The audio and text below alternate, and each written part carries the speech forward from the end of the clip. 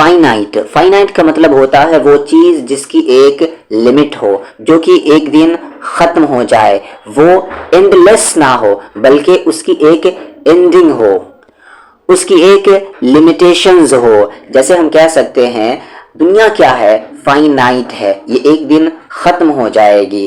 इंसान की जिंदगी क्या है, फाइनाइट है, इंसान हमेशा के लिए जिंदा नहीं रहता।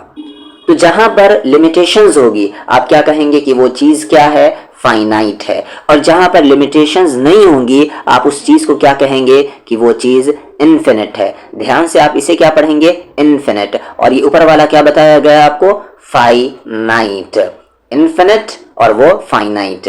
तो जहां पर लिमिटेशंस हो, एंडिंग हो, उसे आप क्या कहेंगे, वो चीज फाइनाइट है। और जहां पर लिमिटेशंस ना हो, कोई एंडिंग ना हो, आप उसे क्या कहेंगे, इन्फिनिट कहेंगे। जैसे आप समझ सकते हैं इंसान की जिंदगी क्या होती है, फाइनाइट होती है, लिमिटेशंस के साथ होती है। ह्यूमन लाइफ इज फाइनाइट, हमारे पास फाइनाइट रिसोर्सेज हैं, वी हैव फाइनाइट रिसोर्सेज। जो जमीन पर जो टाइम है वो फाइनाइट है, यानी लिमिटेशंस के साथ है। Time on earth is finite. और इन्फिनिट क्या होगा, एंडलेस, बाउंडलेस, लिमिटलेस, या आप जिसे इटर्नल कहते हैं।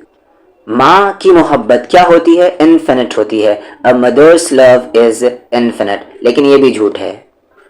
अगला वर्ड है हमारा यहाँ पर कंक्लूसिवनेस। क्या पढ़ेंगे आप इसे, कंक्लूसिवनेस। कंक्लूसिवनेस का मतलब होता है वो बात या नतीजा, वो बात, वो मैटर या वो रिजल्ट जो बिल्कुल आखिरी और क्लियर हो, जिसके बाद उसमें किसी शक और किसी बहस की जरूरत बाकी ना रहे, तब आप उसे क्या कहते हैं, कंक्लूसिवनेस कहते हैं।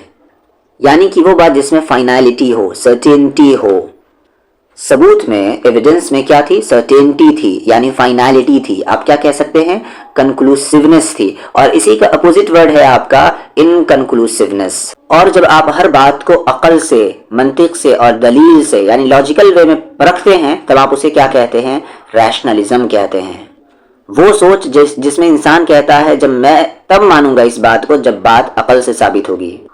और जो बात अकल के मुताबिक हो, जिसमें मंतिक यानी लॉजिकल और थॉटफुल बात हो, जो बेसोचे समझे ना कही गई हो, उसे आप क्या कहते हैं कि वो बात रैशनल है, लॉजिकल है, इलॉजिकल नहीं है।